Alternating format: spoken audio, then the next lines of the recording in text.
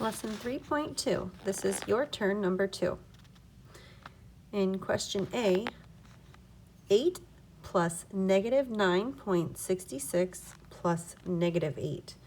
The first thing I notice here with this problem is that I've got a positive 8 and a negative 8. And I know that those cancel each other out. So what I can see here is all I'm left with is a negative 9.66. So that is my final answer. Question B, I've got 12 hundredths plus 99 hundredths plus negative 3.1. I'm going to group my positives together first.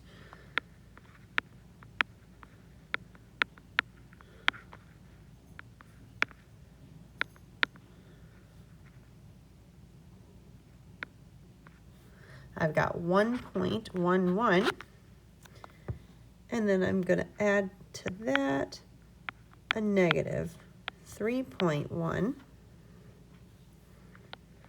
and because I'm adding two numbers with different signs, and I'm going to rewrite this here so that it's a little easier to read. 1.11 or 1 and 11 hundredths.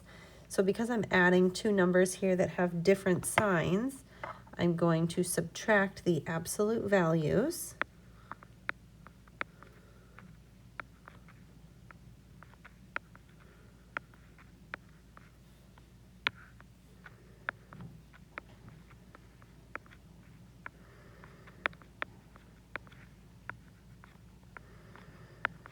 And I will see here that I've got 1 and 99 hundredths, and then I need to look at my original problem to determine the sign, which in this case is going to be a negative because the negative number has the greater absolute value. So therefore, my final answer here is negative 1 and 99 hundredths.